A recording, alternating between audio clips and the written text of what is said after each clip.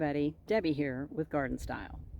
So today is absolutely gorgeous. It's about 70 degrees, and today I wanted to cover some new plants that I have just put into the ground and introduce you to some new cultivars that maybe you can try in your own yard. Most of the plants I'm going to cover today are going to be perennials, and some are sun, some are shade. So meanwhile, I hope all of you have been able to get a chance to get out and enjoy this gorgeous weather and get some yard work done, gardening done. But it is getting to that itchy time of the year where I want to buy everything. Everything that comes into the nursery is just gorgeous because it's all fluffy and colorful, but I have restrained myself this week. I wanted to cover containers, but I do know that we have a whole bunch of really cool annuals that are getting ready to come in this week. So I'm going to hold off on the container thing until the following week. Meanwhile, let me introduce you to some new plants that maybe you'll want to try in your own yard. So here we go. So here's the first one that I wanted to try. And this is a new lavender that I put into the ground. I've never grown these before, but I'm about to tell you why I'm enthused with this particular variety. This particular one is a Lavender Sensational, and the flowers on them are bigger than a normal lavender, and supposedly they rebloom, which is another bonus. Now this is an English lavender, which has a tendency to be a little hardier in our area. They can put up with our wet winters and our really super dry summers. But this one happens to be hardy down to zone 5. You, of course, are going to let it get dry between waterings, but right now I'm going to make sure it stays wet just until it gets established.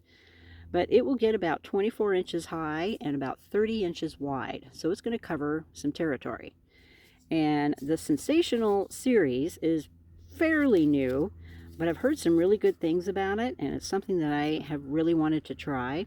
It's an intermedia lavender, but the flowers are full and thick, and the foliage, as it starts to age, will become a really pretty silver. So the lavender and the silver will look really good together. It's a very compact and dense habit, and excellent branching. Thrives, of course, in hot conditions, and right now we're in the shade because we're towards the end of the day, but it's very hot right here where I normally have it planted. But this is known to bloom from now until summer. It will quiet down for a moment. I'm going to trim off all of the old flowers, and it's supposed to rebloom. So hang around and let's see if it's going to do that. So I put 2 or 3 of them here to create a border along a real hot sunny bed. And I'm going to put the tag right back in there so I can know what it is. I like to save my tags. But yeah, I've got them all planted in a border right here. And let's just see how these work out. All right, on to the next one. So the sun is really bright out here, so I apologize if I'm kind of in the shadow right here, just so you can see the plant. But this is another variety of Penstemon that I'm going to try this year. And this one is called Prairie Dusk, and it's just a beautiful fuchsia pink. These bloom from late spring all the way until the end of summer. I absolutely love Penstemons. They have done very well here in my yard. And of course, they take full sun, and they're extremely drought tolerant once they get established. They will get about 3 feet high and about 2 feet wide. So they cover some area, and that's what I want. The more area they cover, the less weeds I have to worry about. And of course, the color is all what it's about. Now, Penstemon, this particular one has tubular blooms, and I can guarantee you that the hummingbirds will be all over these things by the time they start blooming. But they get these beautiful stalks on them like this. And I've kind of mixed them in with some geraniums as well as salvias. I have some really deep blue salvias, so I think the colors will really accent each other really well out here in the garden. And so I put a couple of them in here because they're going to cover some territory once they get big. But you can see where I have a geranium here and another Penstemon right here. And these are just beautiful plants to begin with, and they will be blooming here real soon. But was very excited to try out these new cultivars. I probably have 4 or 5 different varieties of Penstemons in my garden, but I'm just extremely successful with them, and I just love how they perform. all summer long, which is great. So again, I'm going to put this tag back so I know what it is. And we'll definitely follow up with you later on once it's in bloom. And I'll show you how it's reacting with all the other plants here in the garden. Okay, so what I'm about to show you here is actually a Coreopsis. You would think Coreopsis comes primarily in yellows, maybe a red and yellow, but this one is different. This one is called Ruby Frost Coreopsis. Look at the flowers on those. They are so cool. So of course I had to try them. So Coreopsis is another hot perennial that loves hot beds, the heat, does really well once it's established. And so this is another one that I have got to try out this year. This is a hardy Coreopsis. It's hardy down to zone 6 to zone 10. Extremely drought tolerant, of course. Very long blooming. These things, once they start blooming, they just don't quit. And they don't get super tall, so I kind of put them kind of sort of near the front of the bed. And I actually have another yellow Coreopsis sitting right in front of them. But I planted these two close together because I want a really nice clump once they start to really get going and get established. But they have a stunning red bloom with a white edge. Of course, drought tolerant once it's established. And these are great when you mix them with Agastache, Delosperma, Crocosmia, Campanulas, Achillea, Salvias, anything that loves the heat and a lot of sun. Now what I will be doing is making sure they stay well watered their first year. But once they get established, it's one of those plants where you water them maybe every other day, every couple of days. They just don't require a lot of fuss once they get into the ground. So there you go, Ruby Frost Coreopsis. I can't wait to see what they look like. And of course I'll follow up with you later when I see all these starting to come into bloom. Okay, so here's another fantastic perennial. I've already started growing yarrows, and yarrow comes in so many different colors. I have primarily the yellow moonshine type yarrow that you see everywhere. But now we've gotten in this one. And this is a violet color. And considering how well my other yarrows have done, there's one right back there, and there's one over there, and one over here. They did so well over the last couple of years, I've decided to try them in a new color. And I figured the violet would be awesome in here and will mix really well, not only with the yellows, but also with the blues that I have with the Nepeta that I have growing right next to me here, which actually is going to be coming into bloom here in a minute. But yeah, got to try some of these colors. They have like paprika, they have rusty kind of colors, but I'm more of a violet kind of pink person. So I decided I would try these and just see how it all works together once they start blooming. And yarrow is another one that blooms for a really long time. And these are super drought tolerant. They are hardy down to zone 4 or minus 30 degrees up to zone 9. It's a good idea to start letting these start to dry out between waterings. And these will also get about 26 to 28 inches high. So not super high. I kind of put them in the mid part of the garden. And these will bloom from late spring all the way until the fall. So this is a workhorse type of plant. You just cut them back when they get their first flush. The blooms, cut the blooms back, and they will make new ones and come right back.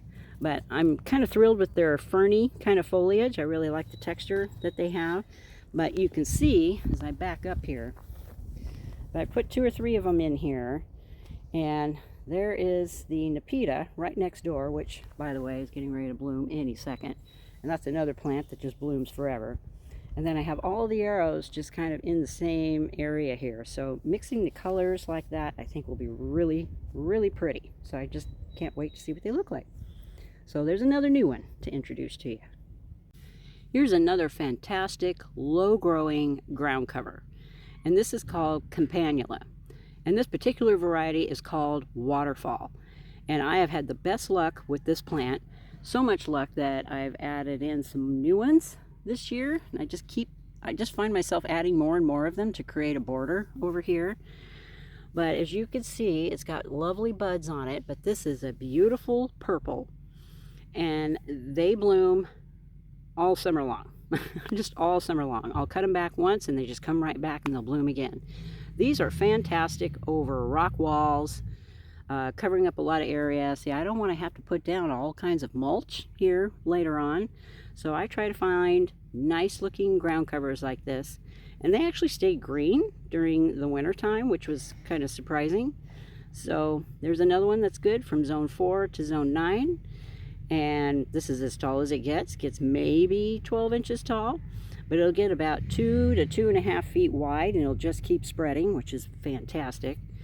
And yeah, just puts in a nice kind of a violet type of border in here. And of course I'll flash pictures up there so you can see what they look like while they're in bloom.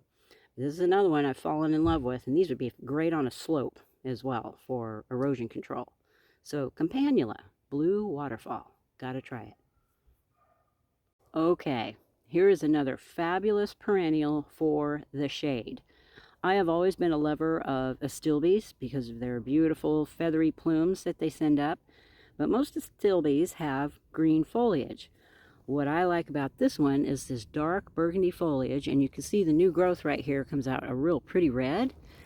And let me tell you a little bit about it.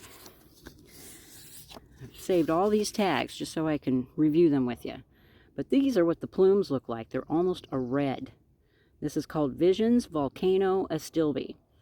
And so this is a new bed that I'm just getting started over here in the shade.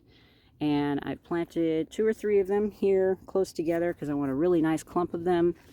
But Astilbes, they seem to be coming out with more and more colors, but I'm just enthused with this particular leaf color on them.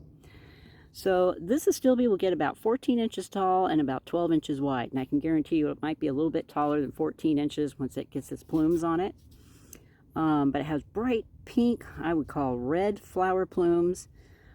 It's an outstanding bloomer. It's a little bit smaller than some of the other Astilbes that you'll come across.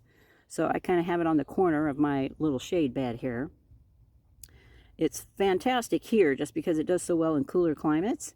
But you want to make sure to protect it from afternoon sun. Just make sure it's just staying in the shade for most of its life. And Astilbes like wet areas. And this happens to be a lower area in my garden that stays damp most of the time. I find I don't have to water over here a whole lot. So I want a plant that can handle wet feet. So full to partial shade. Of course, you want to keep the soil evenly moist. It'll bloom in about midsummer. It's hardy from zones 4 to 8, which is minus 30 to 20 degrees. And of course, its average size will reach about 14 inches tall by 12 inches wide. Another cool thing about this particular variety is the leaves get a real bronzy, beautiful red during the fall. So there's more than just one season of interest from these plants. So I'm excited, and I hope you are too. I'm always looking for some new plants and a new way of bringing in more color into the shade garden. So there you go. Okay, so these are a couple of shade containers that I've planted up that barely see sun during the day. So I had to pick some plants that are going to do really well in the shade. And one of these is a new fern that I'm trying out this year. I like it because it's light, fluffy, kind of has a weeping habit to it. And it's called a Tassel Fern. And if I go down deep here, you can see where the new growth is right there. They're kind of fuzzy, which is fun. But I wanted him in here because I know he can withstand complete deep shade. And of course, I've combined some coleus and some calibrachoas with them. And then one of my favorite grasses here, eversheens. And they actually made it through this last freeze. But I had a couple plants in here that got frozen solid during December. So I found myself having to plant these again. But I have a couple of them here. But yeah, you can see where the ends of them are kind of fuzzy until they get completely grown out there. But just thought that was an interesting fern, something neat for a container. And if they get too big, I'll just put them out in the garden. But for right now, it's doing just great. And of course, it wants part to full-on shade. It's hardy down to zone 6. Of course, keeping the water evenly moist. It'll get about 2 to 3 feet high when it's fully grown. Oh, hello. You might fill up this whole thing. And about 24 to 36 inches wide. But we grow it for its foliage. It's also very deer resistant. For those of you who have issues with deer, It's fantastic evergreen. It'll actually stay evergreen during the winter time. It's not like it dies back like a lot of your ferns do. So I just thought this was a neat one to try, called a Tassel Fern. So yeah, you got some shade pots you need to plant up. That's a great way to go. I was putting in some ferns with coleus and mix it in with some other things. I still feel I need one more plant in here, and I haven't quite found the right one yet. So those are the kinds of things I'll keep my eyes out for. Okay, I saved the best for last. I planted a new tree in the garden. This is a tree I've been wanting to add to the front yard for a long, long time, and that is a crabapple. And this one happens to be one of the best varieties you can possibly put in your yard if you're looking for a small dwarf tree. This will get about 15, maybe 20 feet tall, so it's not humongous. But what I like about crabapples is they bloom, as you can see, after everything else is done. And it's just coated in blooms. It's just now getting started. But I find them to be very stunning. And the cool thing about a prairie crabapple, prairie fire crabapple, is in the fall, its leaves will turn this brilliant red. So now you're getting 2-3 seasons of interest out of this tree. And it's something I've been wanting for a long, long time, and I finally broke down and just threw it in the back of the car and brought it home.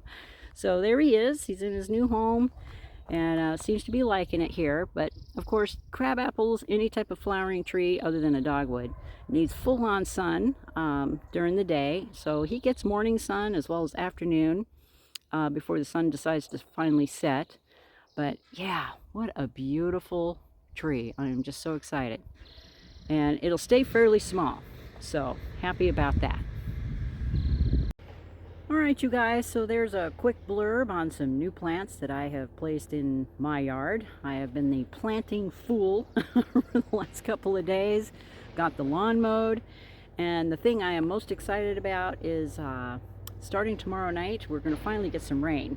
We are actually behind for the month of April by a couple of inches, so we may make up for some of that, but I can tell already just by the way the lawn looks and by the way some of our plants look, we need some rain. So I rushed out today after I was all done planting and finally got some fertilizer on the grass. And I'm going to let Mother Nature take care of that and finally give my lawn some food and feed it for the first time this year. I was just waiting on some rain to start showing up, which is much easier on your lawn than trying to do it, with a sprinkler. But I've had to do that too at times. But yeah, didn't think I would be excited to see some rain, but I am. And it looks like we're going to need a couple of days of some cloudy, rainy type weather, and then it's just kind of partly sunny after that. But after today, which is glorious and 70 degrees, I might be a little sad to see clouds and rain again, but I know how desperately our plants need it and my lawn needs it. So I'm actually pretty happy to see it. Alright, you guys, of course, if you have any questions or comments, you can leave those down in the description box down below. Next week, I am piling up on some annuals so that I can start putting together some containers, and I'll show you some of the tricks and neat plants that I use in order to do that. I'm kind of going with a little more of a tropical flair this year in some of my pots, so I'm going to show you some of the plants that I'll be using for that. But yeah, finally, we can start to get some color in the containers and get going. Leave me some pictures. Let me know, what are you guys doing in your yard? What have you put together? Where are you at as far as getting your gardens all spruced up and ready to go? I would love to hear from you. Yeah, for sure. Let me know. Send pictures. I want to see what you guys are up to. Meanwhile, if you want to get a hold of our newsletter, I'll be sending one out here in the coming week or so for May. May is huge because there's just so much to talk about. So I'm going to try and just pick some highlighted items, send out a newsletter for the first 2 weeks of May, and then of course some more for the middle of May. But yeah, if you want to get a hold of our newsletter, just go to sunnycrestnursery.com. You can sign up for it there. You can also send me an email to gardenstyleinwest@gmail.com. And I'll do my dead level best to try and answer you back when I, see your questions or comments that you send in. But yeah, the yard's finally starting to fluff out, and now it's going to be about the color coming on. And as you can see behind me, this rhodea is absolutely huge. That's behind me here. He must be at least 12 feet tall. He's big. I've cut him back all the way to the ground. Nope, he just comes back, and so I'm just going to let him go. He wants to be huge. Look at this. He wants to be huge. We'll let him be huge. Look at that. The flowers themselves are gorgeous. It's kind of a super pale, creamy yellow with the orange centers. I just love them. Just love this time of the year. All right, you guys. Hope you're having fun out there. Get your hands dirty, and we'll talk soon. Bye for now.